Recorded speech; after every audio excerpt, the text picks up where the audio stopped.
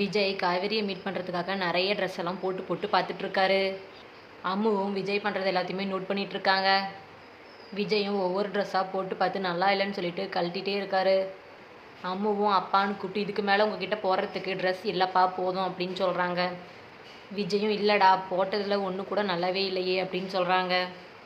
விஜய் நம்ம ஒரு இடத்துக்கு ட்ரெஸ் பண்ணிட்டு போகிறோன்னா பார்த்த உடனே அட்ராக்ட் ஆகணும், அந்த மாதிரி ட்ரெஸ் போடணும் அப்படின்னு சொல்லி அம்முக்கிட்ட சொல்கிறாங்க.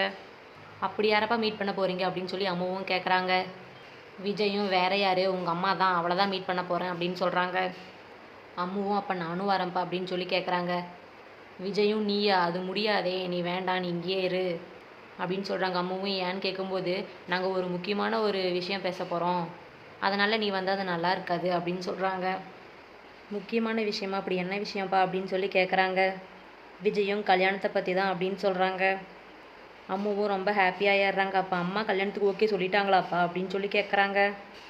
அதை பற்றி பேச தான் உங்கள் அம்மா என்ன வர சொல்லியிருக்காங்க, உன்னை கூட்டிகிட்டு போனால் அது நல்லா இருக்காது, நீ இங்கே இருப்பியா, நான் போய் பேசிட்டு வந்துடுவேன் அப்படின்னு சொல்லி விஜய் சொல்கிறாங்க.